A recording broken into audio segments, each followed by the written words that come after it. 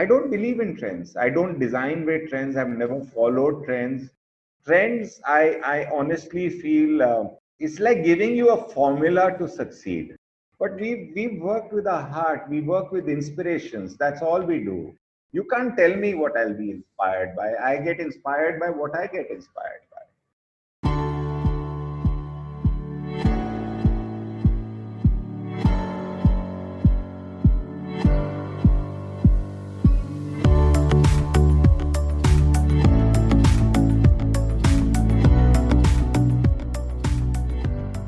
A versatile designer, Mukul Goyal has created many acclaimed designs in home decor, furniture, art, jewellery, installations, and sculpture. Though he is often known for his Lean Men series of home decor, Goyal enjoys experimenting whether through different materials or mediums.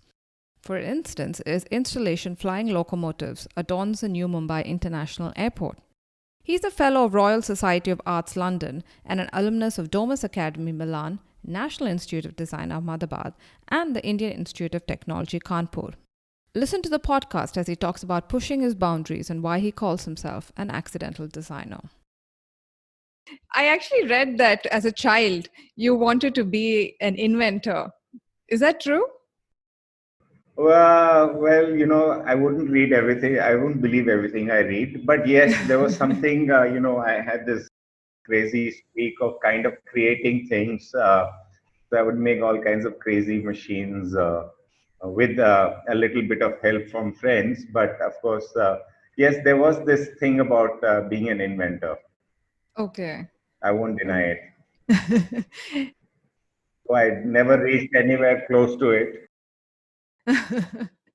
No, as in, did you have, what were you inventing? Do you remember? Or So yeah, like I'm talking about when I was in school, and this is yeah. 1981, 82.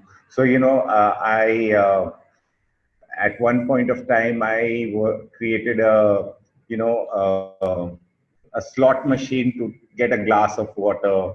How do you Oh, put okay, and also a shoe polish machine. How at that point of time leather shoes and going to school in leather shoes was a big thing. And of course, yeah. the morning drudgery of making your shoes shining is perfect shine. My father was from the armed forces, so he even more inspected how high polished my shoes were. Right. So I made this machine in which you put your shoe in and it starts polishing it from all kinds of directions, all kinds of these mad brushes come from all over the place and shine your shoe. That's actually very creative. I don't know. It was good fun. Now I look back, I really laugh because that machine was really crazy. You have the five brushes rotating from all over the place with rotating arms. And that's so nice that your parents encourage you to experiment with all this. Yeah, so we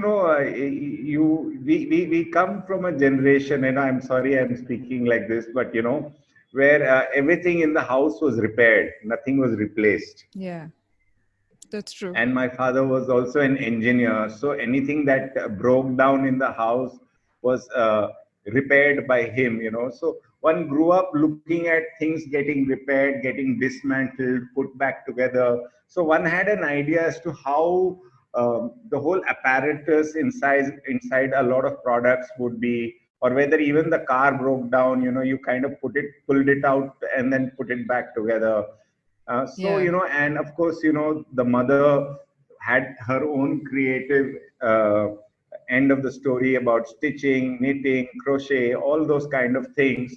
So you grew up in an environment where both your parents were working with their hands, you know, while my father had his job, but inside within the Yeah. environment of the home, there was a lot of working with the hands and creating or repairing things.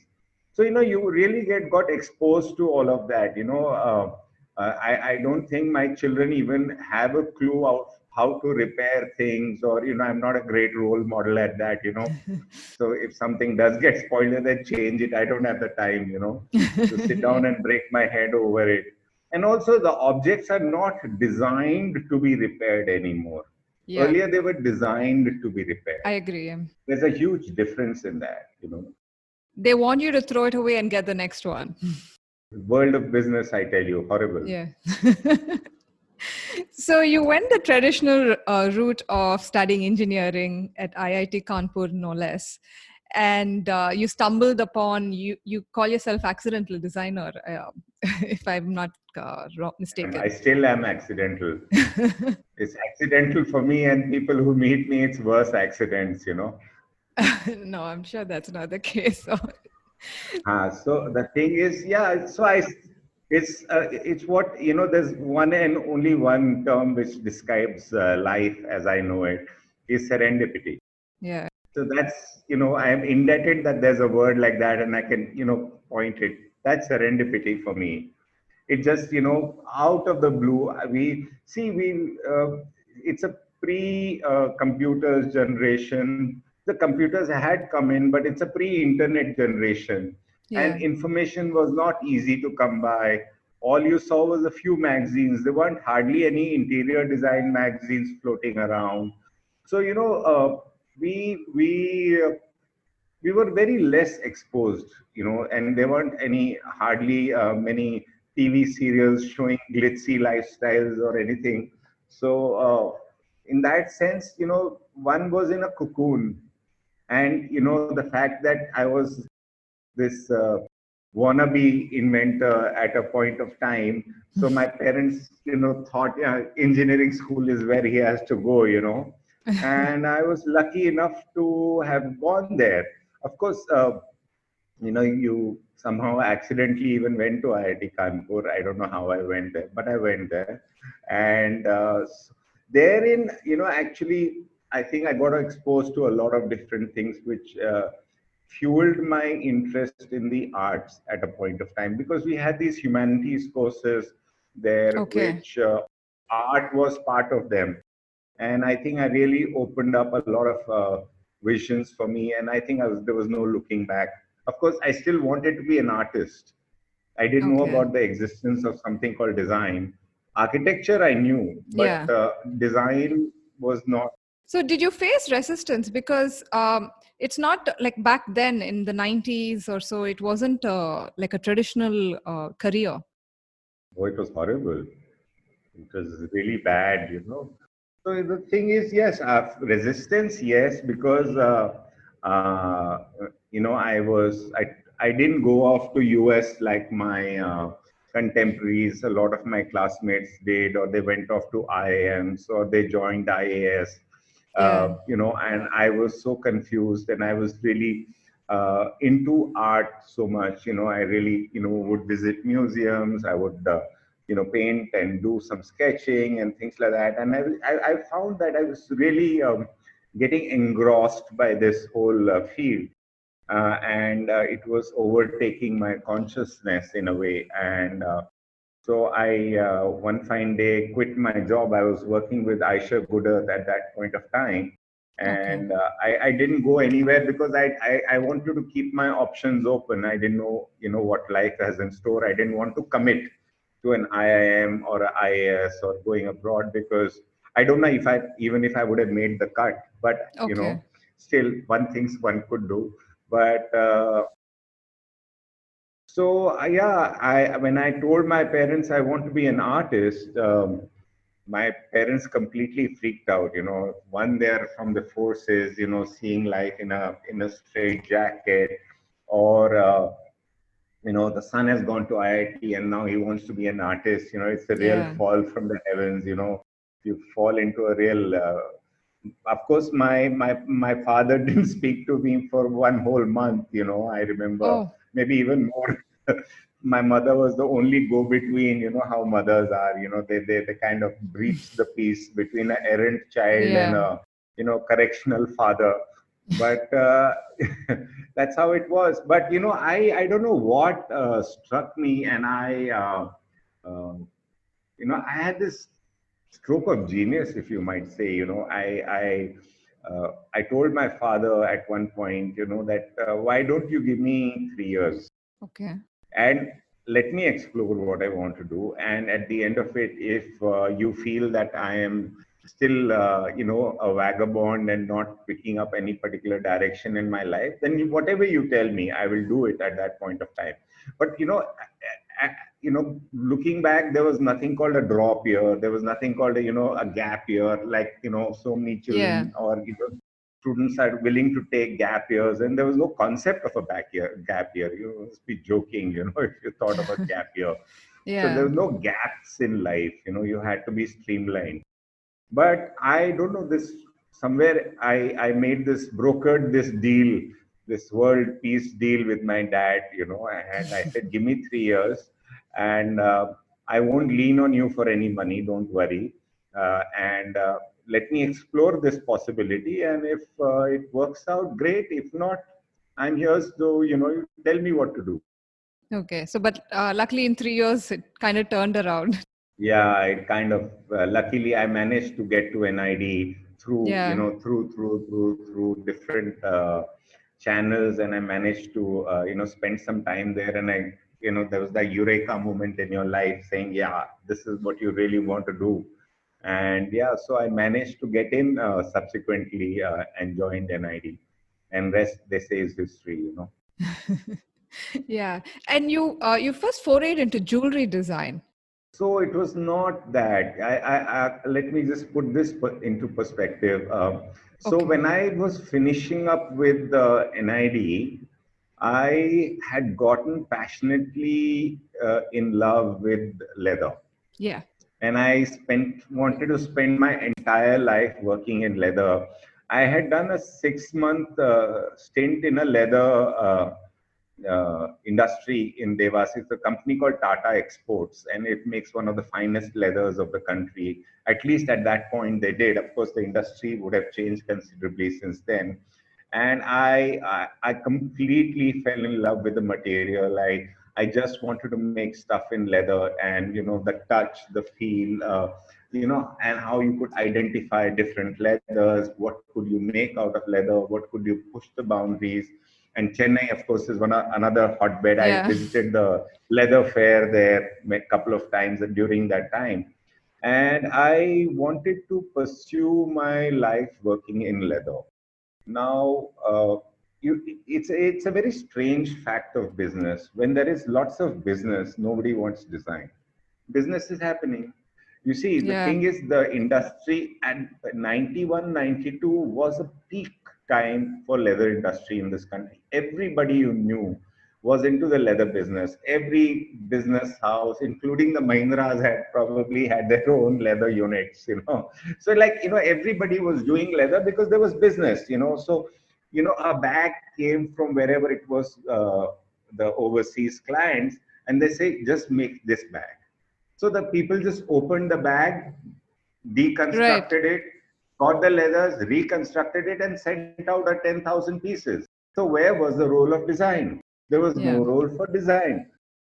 So the role of designers was deconstructors and reconstructors. There was no scope for original work in the field of leather because there was fabulous business. So why am I bothering my head when the whole, for them, the intent was, you don't even know where this bag is going, you don't understand the markets, and of course design did not have a standing in that segment, whereas because the design came from fashion designers, not from product designers, you see, and Okay. they came from overseas brands. So the role of a product designer making bags was very, very questionable at that point of time, though I loved doing what I did. And I even tried to pursue a career in leather design. The only company I knew which was doing original work is good old High Design, because Yeah. it was very much operational in Pondicherry at that point of time. I even made Yeah. a trip down to Pondicherry to try and see if they would give me a job, Oh. but well, there was no job forthcoming. So I returned home, resigned myself to a fate that, I'm not going to be able to do much design. So I joined a design firm in Delhi.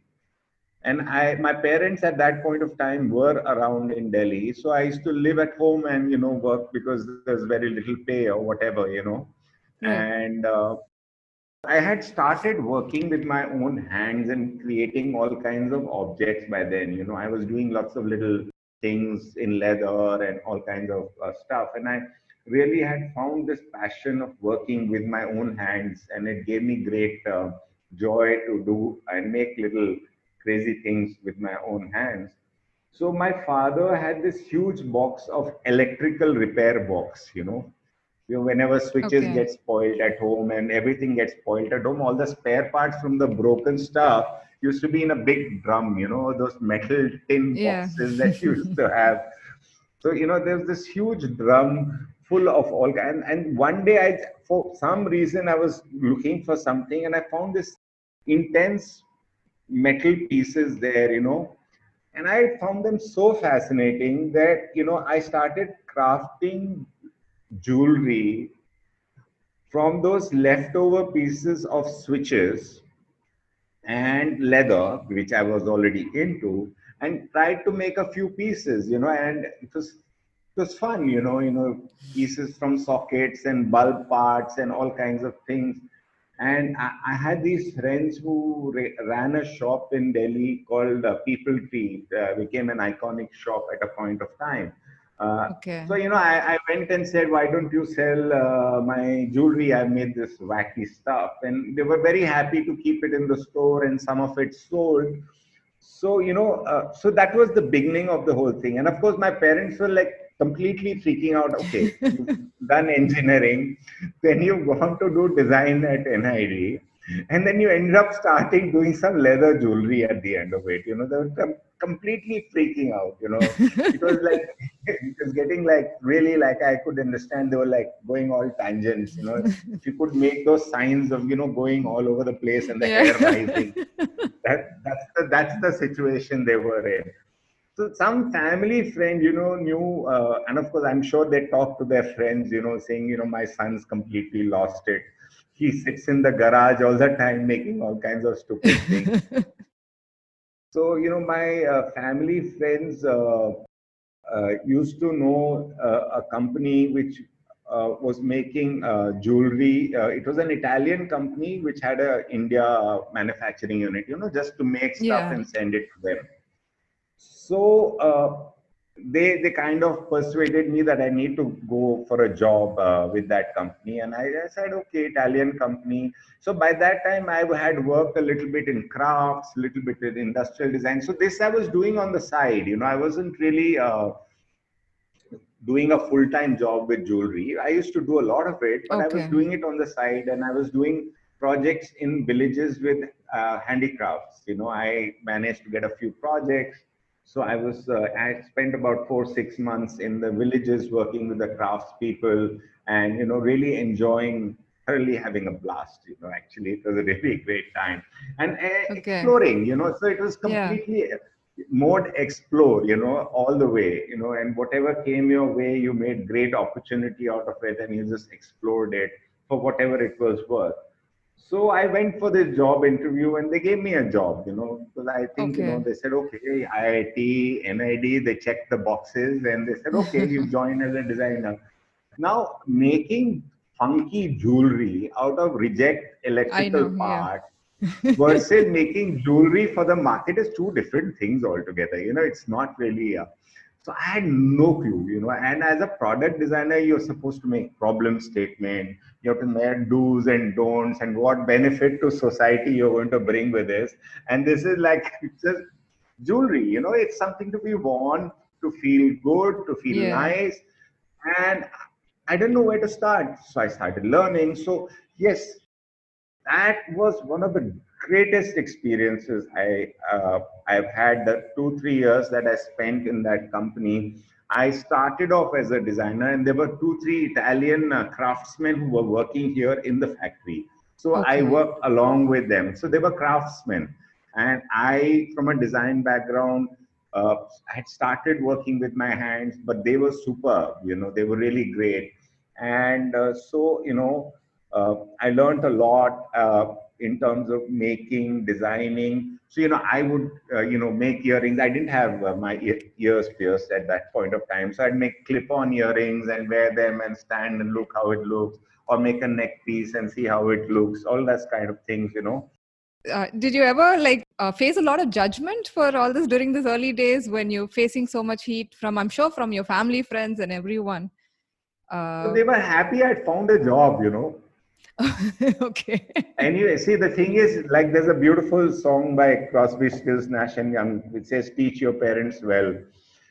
You know, Okay. so I had really laid the ground so well. So even if I did an iota of a good thing, then all very well, all very well. He's doing a good job. So at least I was going to office 9 to 5. I was working somewhere. I was earning some money.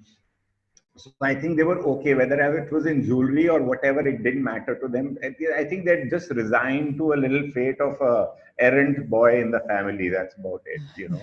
So Okay. yeah, so I really, from joining the company as a designer, then learning. It was a small place. It was had a workshop. It had manufacturing. It had plating. So to learn detailing, to learn finishing, to learn how to take a piece to marketplace.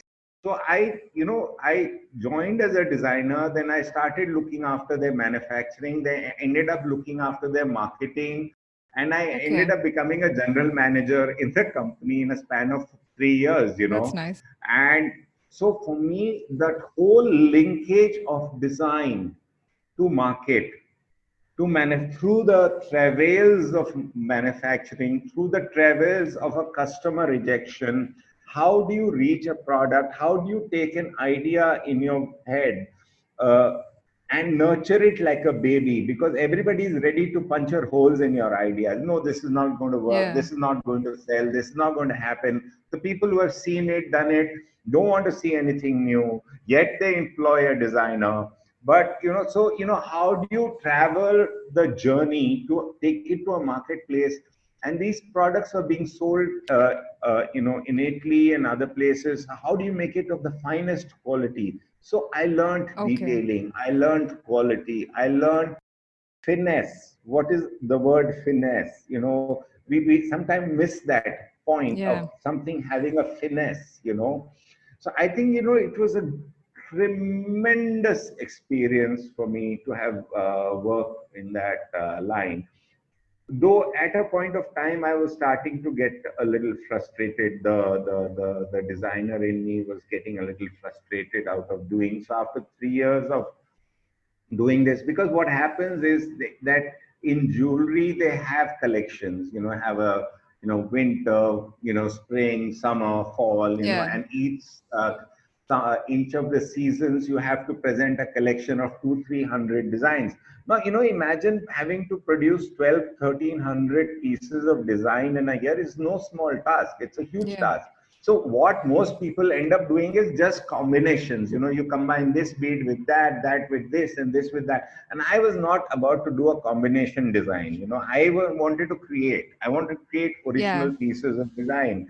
And so the artist in me was getting a great scope. I was creating objects, but I didn't want to be, just turning out 300 pieces every 3 months. That means, you really had to do you didn't think, you just made.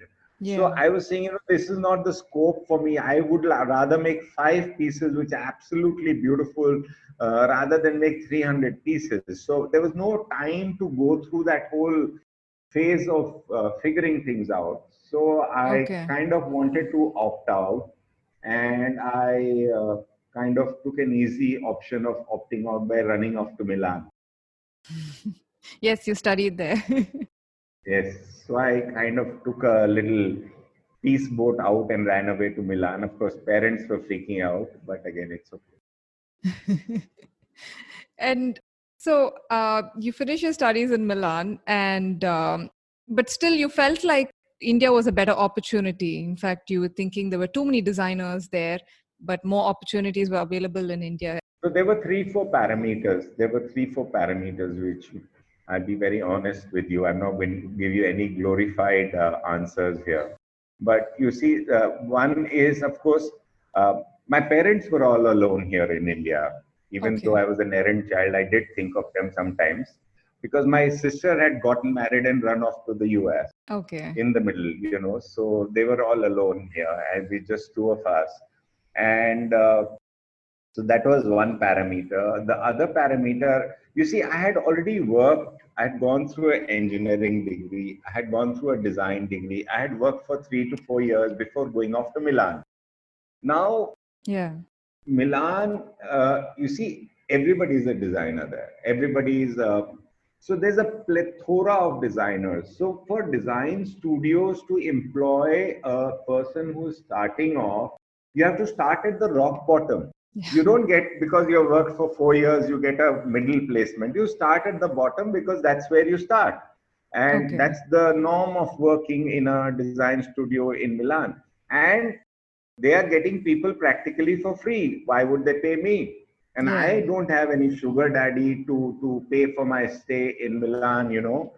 So I don't mind starting off at the rock bottom, but without any remuneration of any sort, it was very, very difficult to stay there until unless Okay. somebody funded Yeah. my. First of all, getting through my education and paying for it itself was a huge job. How I managed it, I don't know, because my sister had gotten married and gone off to the US. I called her up. I said, quickly take a job. I'm running out of money here. So she funded part of my education in Milan. Whatever little I had saved after working for the jewellery company, I had taken, and the rest my sister pitched in, and newly married couple, and sucking up all their money to have fun in Milan. But that's how it was. Okay. But sir, back in the 90s, did you ever face any discrimination in that sense, like, okay, you're a man, why are you sitting and designing jewelry? If I did, I didn't even. I was oblivious to it. I didn't even think about That's it. I'm good. sure there must have been some. I was completely, see, when you get completely engrossed in something, and whether it's jewelry or making anything else, you become impervious to a lot of things around you.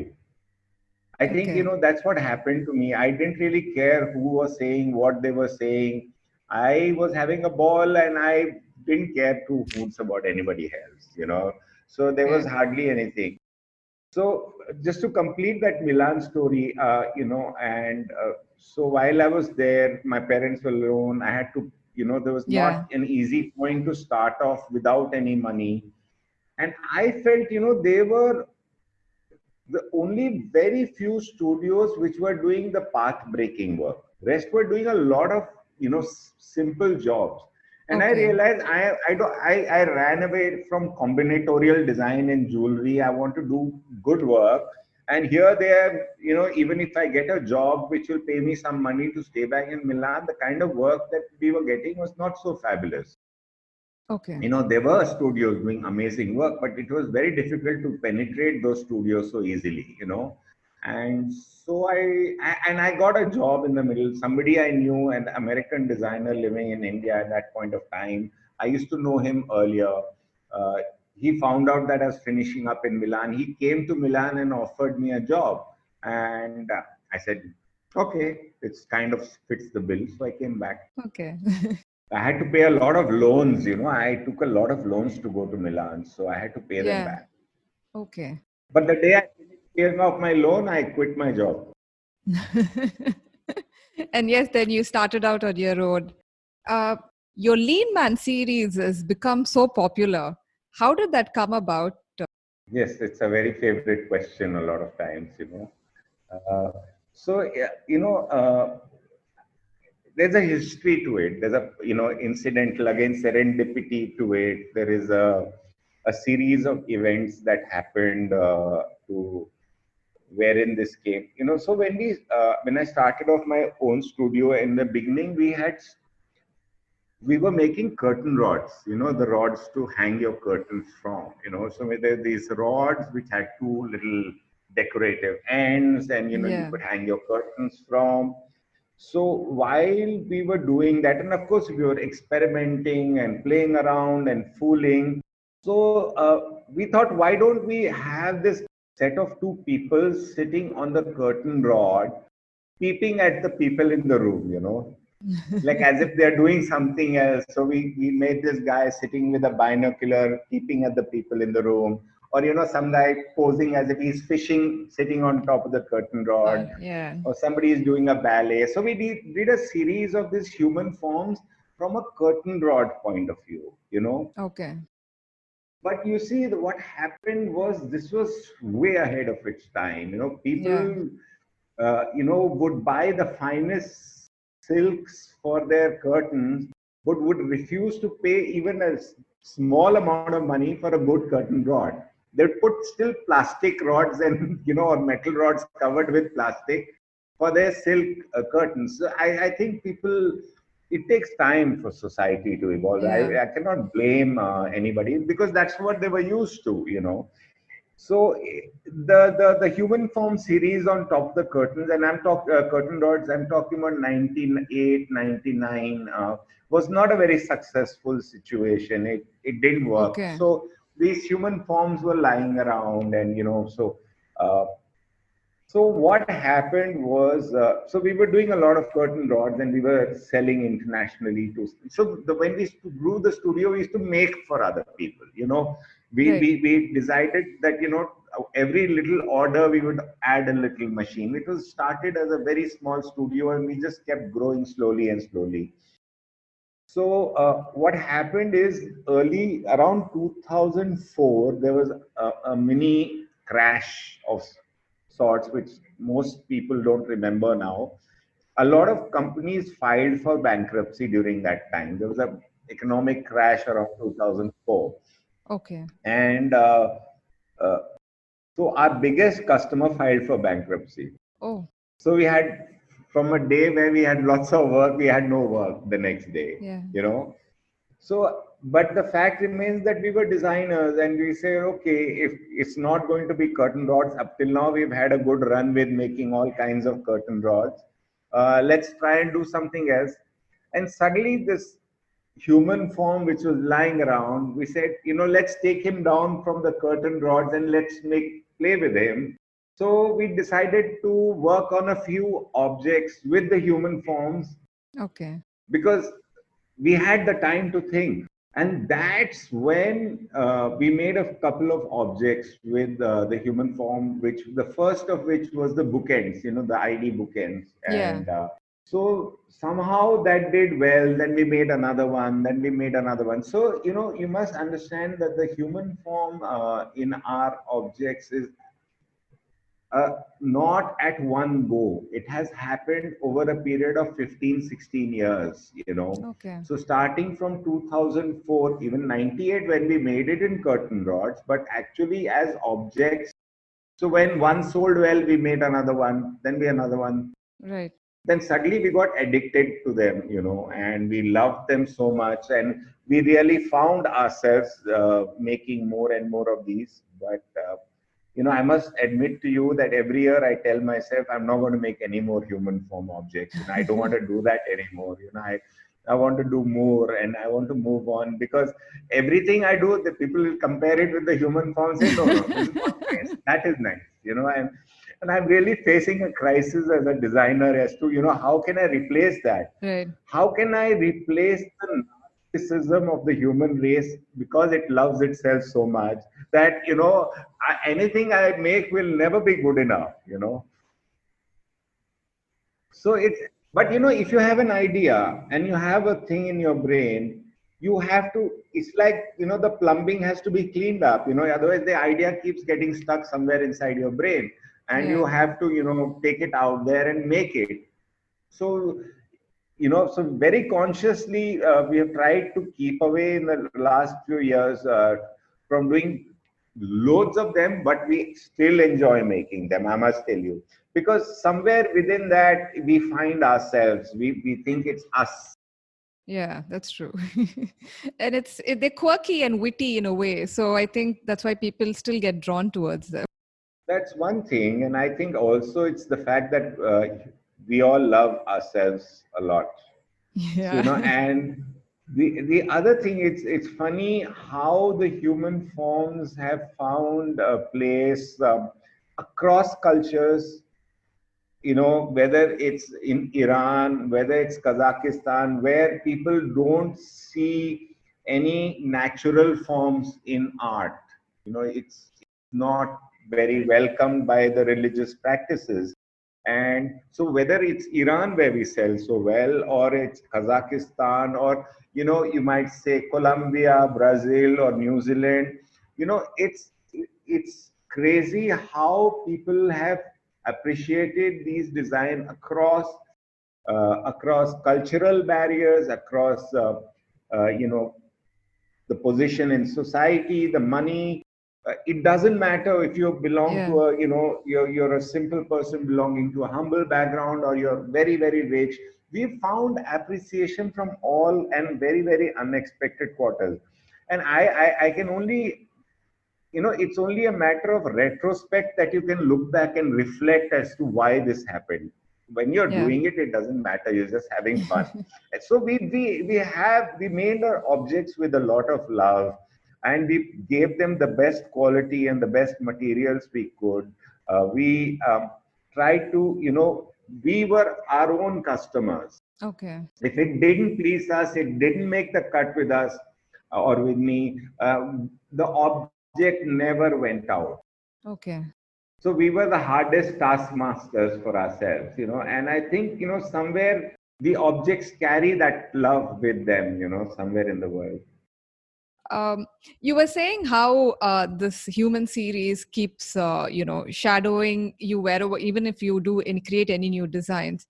So, do you feel that little? Is it in a way like frustrating or restricting your need to explore as a designer newer ideas? Yes, it is quite frustrating because if you have an icon which has defined you, to shake that Yeah. icon is quite tough actually. And people, if I meet friends and they are with somebody I don't know, you say, oh, he makes those little men, you know. So that's all that I'm identified with, and it's really frustrating. But the fact that I made them with love, I don't regret it at all. I still enjoy making everything, but yes, but funnily we have this other little brand of hardware called Tatva, which Yeah. keeps running along. So it does not have the stamp of Mukul Goyal, so to speak. So I get to explore a lot of different aesthetics within that sub brand, which has no association with my name in the public domain, except the fact that yes, the marketing team now and then tries and flaunt my name in some manner to be able to get better sales. But the Okay. fact remains that I am able, because it's a generic Sanskrit name, Tattva. One is able to, it does not have a character of a name of an individual. So I can do what I want there. Nobody's stopping me. Yeah. Whereas in the Mukul Goyal range of products, yes, we have an identity crisis. We are trying to get over that. Let's see Okay. where it goes. Do you worry, sir? Like, what if? Have you had that worry that what if my best design is behind me? I don't even think about it.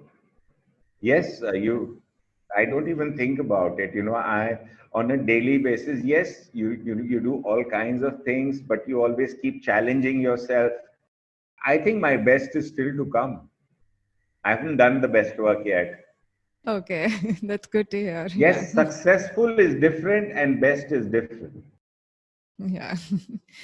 Could I know what your design process is when you sit down and you want to design something? Who are you designing for mainly? I'm designing for myself. Okay. What drives you when you design something? What do you keep in mind? No, so the thing is, like, if I'm doing a collection, and we say, okay, we are missing, say, something in that collection. So I have to design, say, a ice bucket or a vase or a jar. So I know the object that I'm designing. So that's one way to start off with. The other way to start off with is that I'm working with a particular set of materials and techniques. that I'm excited by. So human form is one technique that we work with. Yeah. There are few other techniques that we have always explored. So it depends which technique I'm working with. So am I exploring material? Am I exploring a technique? Am I exploring a look? So that's one segment. The object is another segment. So Okay. when we start putting it all together, is when the design happens, so some is accidental discovery. While making something, you find something else and then you make it. So we Yeah. are very, very happy having accidental discoveries in our workplace. So it since I don't have a client sitting outside my door saying, where is the design, I paid you money for it. I'm making for myself. I have no timeline. I have no deadlines to meet. Of course there are, I know, I'm saying, but Yeah. you have enough to put out in the market. So we can nurse a particular idea to particular situation where we feel it's good enough to go out. There's no deadline to, tomorrow I need this vase and otherwise, you're fired. So there's no that kind of a Yeah. story here. So we can, so if we make accidental discoveries, if we make a new object, we can keep improving it. So we do a lot of prototyping. We work a lot with the hands, whether we like it, we don't like it. During the process of design, nobody gets to comment on it because it's a little baby. It get insulted very fast, it gets hurt very fast.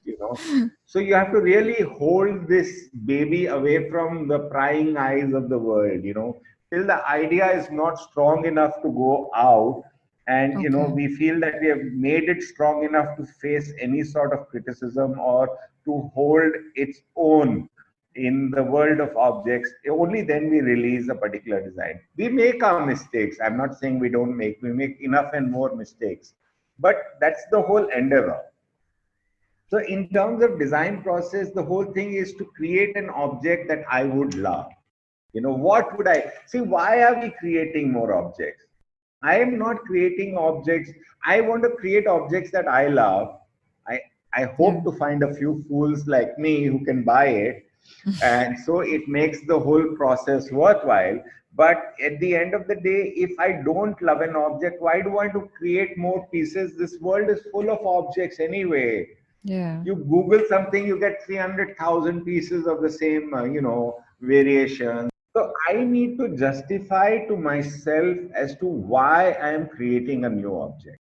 That is very important to me. It's very important. It's not just for income. Yes, there is that angle. And there is not just the business. Yes, there is the angle, but those angles are not of primary concern when we create our objects. Okay. Every object we create needs to have a reason for its existence. Okay. And well, it's a very kind of non-tangible situation which I'm talking about here. How do you design for that? But again, over the years, we've kind of, able to, find our way around to create something like that. So you, from designing products, you started experimenting and you went into sculptures. I think your first one was marble. So what was the biggest difference that you found when you started doing sculptures and installations? So you see, we've been creating objects for almost, so 2012 is, if I remember correctly, I could be off by a year or two, but roughly around that time. You see, what happened was that since I had started my own studio and then a workshop where we create our objects, so it's a kind of a little domain and it's a very comfortable domain.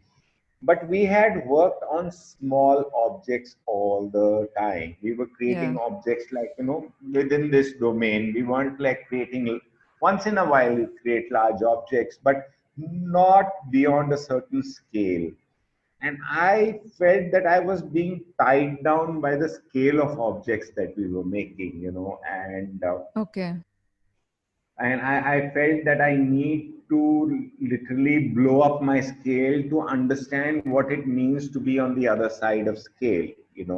Like if instead of making a 6-inch piece or a 8-inch piece, which is tiny, to make it 6 feet or 12 feet, what will it take to make an object like that? Yeah. And can I still infuse all the parameters of my design values into that in that scale?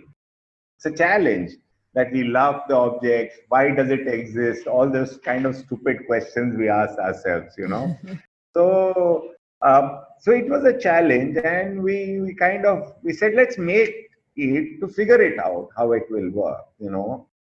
And yeah, so that's how the whole journey began. And fortunately, we've been lucky in terms of we made that marble and it sold within a couple of months. Okay. So, it said, oh, well, we must have done something right for it to have, sold. Nobody's going to, you know, I truly believe that the pure test of a product is when somebody is able to pull out his wallet and, give his hard earned money to buy a particular object. Okay. When he can get us the same function for a much, much, much cheaper price. Yeah. It's not about functional. It's about an emotional satisfaction that is. I don't have a huge brand. I'm not a famous name. So why would he buy an obscure designer's object which he loves? When I'm talking, this is if my object is selling in some store in Belgium or in New Zealand. Who knows? Nobody knows these. So we're not that.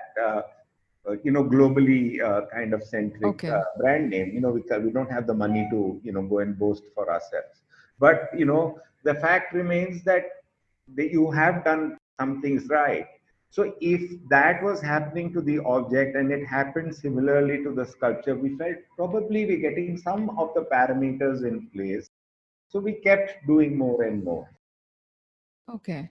So is that now that you tried from designing home decor to installations and sculptures, is there a favorite medium that best expresses your thought process?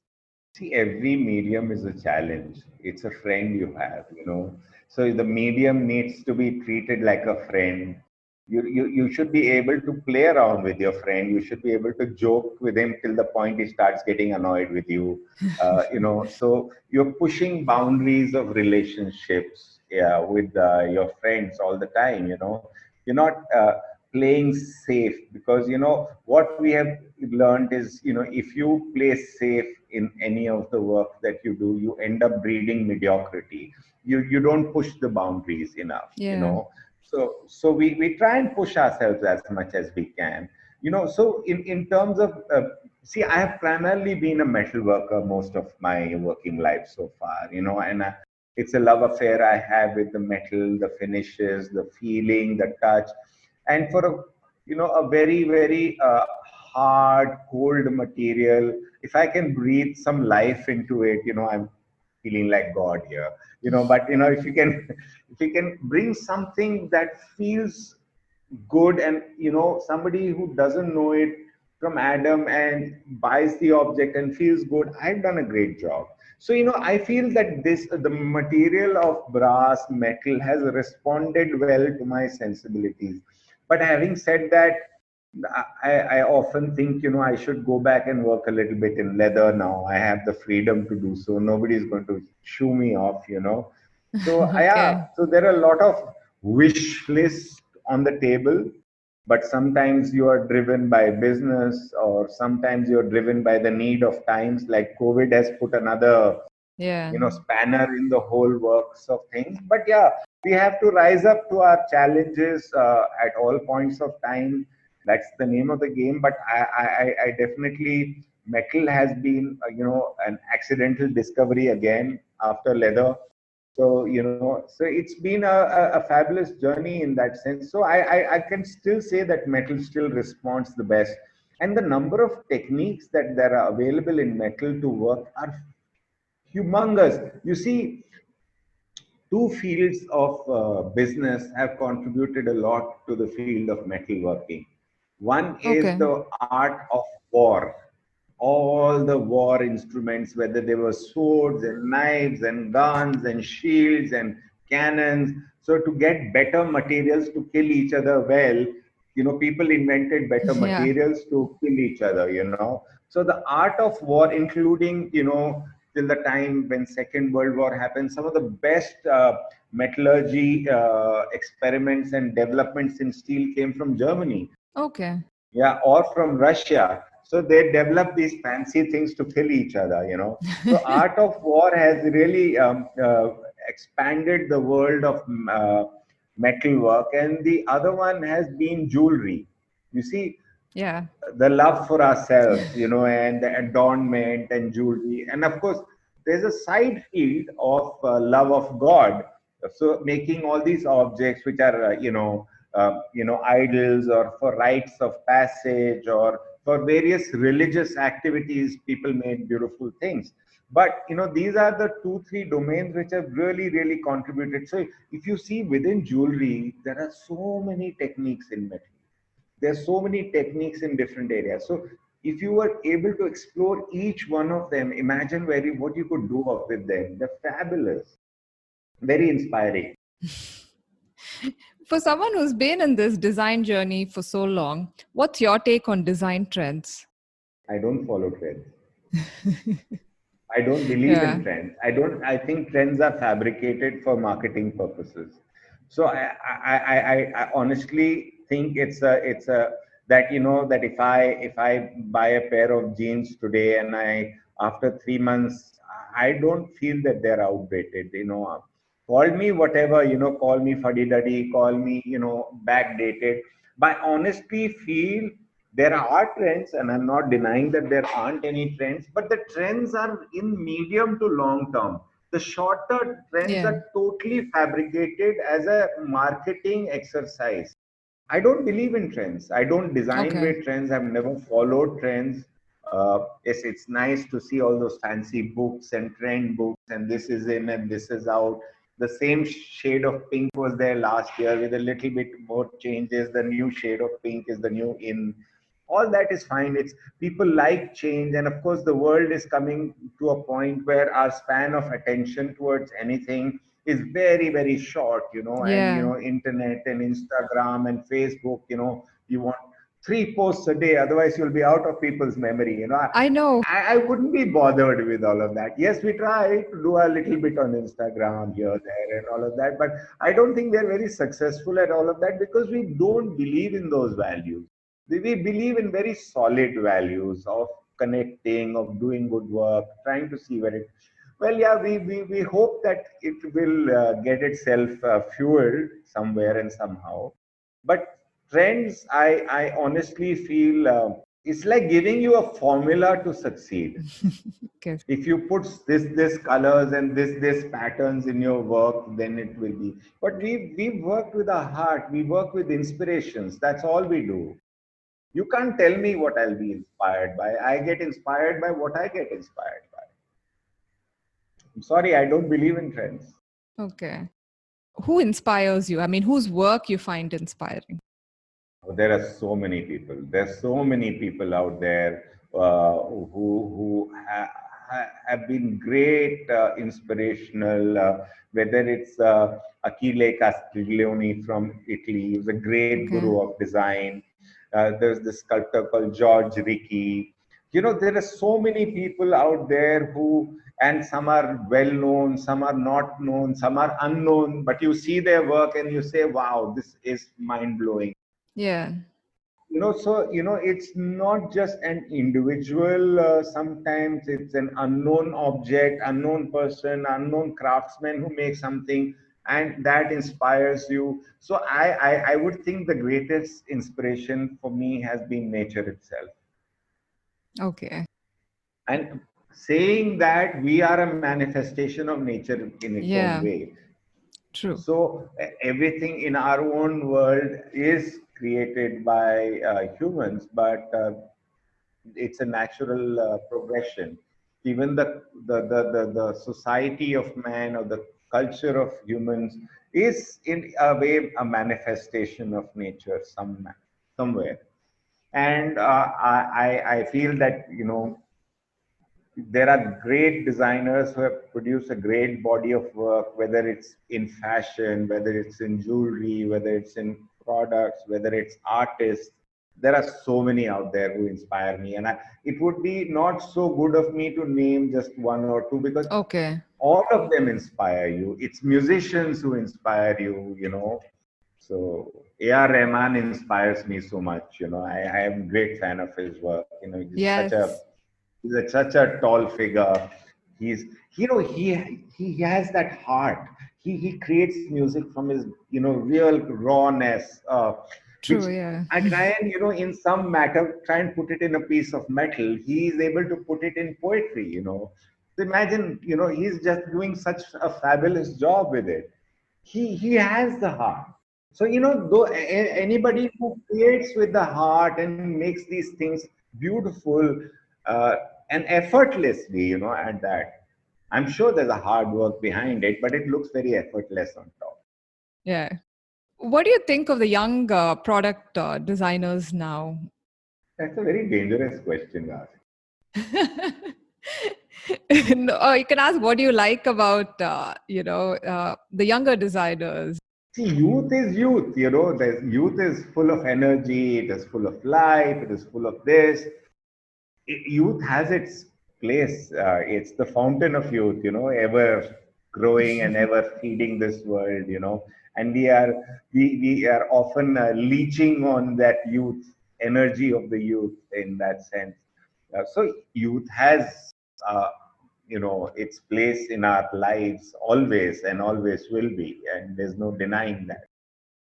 But of course, design is changing considerably. Their challenges are changing considerably. Uh, and you see that design has gotten lost somewhere in between the whole story.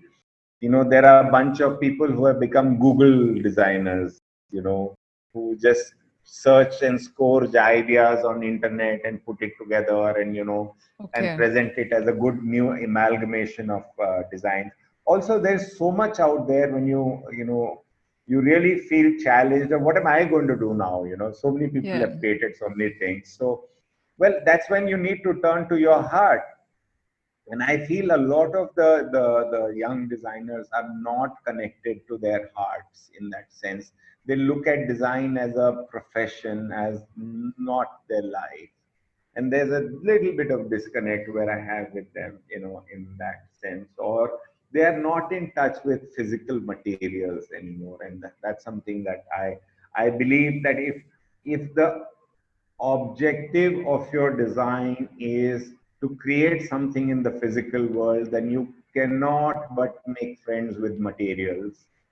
If the Okay. objective of your design is to remain in the virtual digital domain, then it's fine. Then it's okay. You know, you can be as Right. fantasizing as any of the, you know, the game developers and all of that. And, you know, they create such fabulous environments which begin and end in the virtual world. Yeah. That's amazing. But if something that needs to be created for a physical world, then I think you have no choice but to understand these domains. Okay. And I feel a lot of them are caught in this particular realm. Okay. What would you tell to your younger self? What would I tell my younger self? Have more fun. That's one thing I've done and I've had, whether it's in the line of work or, you know, so, you know, the thing is we all carry a few, you know, boundaries within us, you know, that I shouldn't be doing this and I shouldn't be doing that. I can't do this, you know, so Yeah. you tell yourself you can't do this, you know, and oh, I'm not cut out to do this. And but you find if you find love and you find love in doing what you do, just go all the way, you know, let there be no boundaries. I do sometimes feel that, you know, sometimes I didn't cross my boundaries enough. And that's what I would tell my younger self is, you know, don't worry, it'll just be wrong. We'll find another day and do another one. Okay.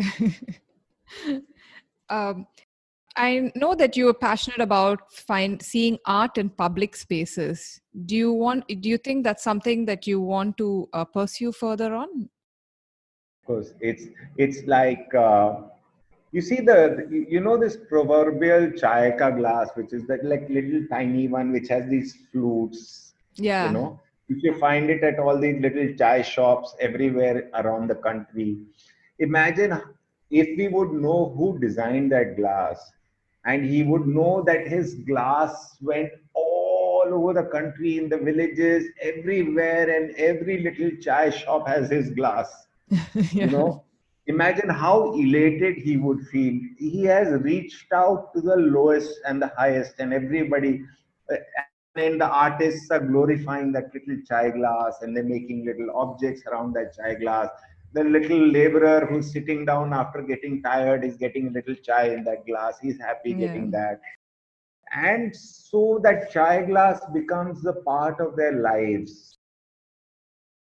So the target is, if I am able to do public art, which I can reach people and which stays true to its nature over a long period of time. Public art is not something you make today and demolish tomorrow. You know, Yeah. it should stay for the longest time. And you see, after some time, people just ignore what they see around them. I go through the same route every day and forget what was. So I said, what was on that crossing? And I forget what was on that crossing, but nothing significant happened to me. And I say, am I losing it? Did I not remember what was there? You know, so those are questions you ask. So can I make something that people will continue to love for a long time? People will enjoy. The whole premise of doing public art is to spread joy and love through things that you do. And can I do that in a larger scale? Okay. Of course, it's a big challenge. You can fail miserably and be shot for it. So it's like butterflies in the stomach. Can I do it? Yeah. Can't I do it? But that's a great part of the whole process, you know. Okay. So, what other different, what do you hope to explore in the years to come by? See, there are so many to do projects which I need to. There are so many metal techniques which I want to explore and create objects. So many crafts around me which I want to explore. So many things. So it has more to do with finding love in making things Okay. and create objects that I, learn in the process. And I hope to learn more and more and more. And so I can, recycle that knowledge back into some of the other objects that I make.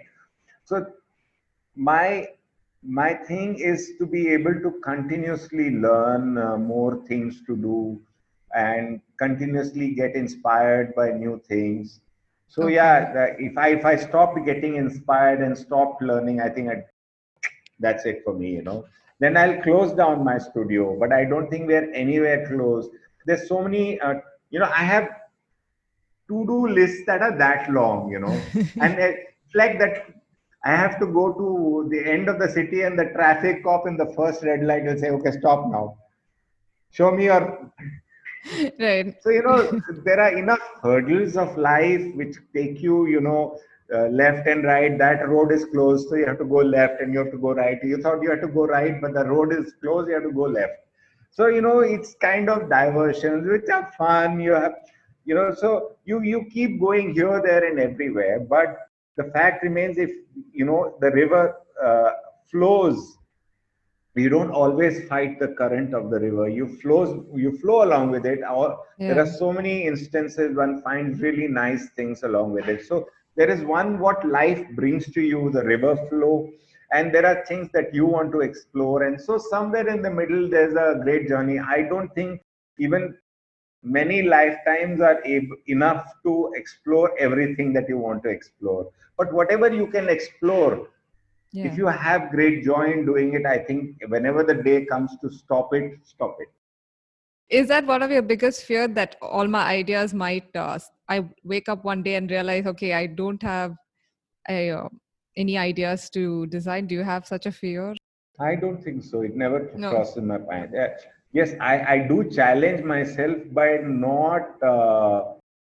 Uh, ideas, there's never a dearth of ideas.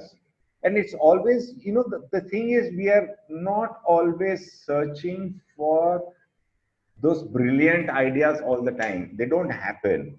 Yeah, like sometimes when you get an idea and you feel, okay, you've already revisited that. So I need something new and fresh. Do you feel that sometimes? Oh, yeah, yeah, we do feel it. We do challenge ourselves, saying this is not what we want to do, but so we continuously. So there are so many things that you are inspired by around you. You go for a walk, you take a day off, you go and explore something. You come back with better ideas, and there's so much inspiration around you all the time. If the problem can be that the brilliance of the idea is being evaluated by somebody else, Right. then there's a problem. In your mind, you're fine. Yeah. But if there's this headmistress sitting there, no, no, it's not good enough. You better go back and make some more, otherwise you're fired. Then it's a problem. Yeah. That outside validation. Yeah. Yes. So I don't look for outside validation as much. Yes, it is important and I'm not denying it. But my main validation comes from within. Okay. All right, sir. Thank you so much, sir. Thank you so much for having me. That's all for this week's episode. Stay updated on our future episodes by following us on Instagram at Maharani Talks. Take care.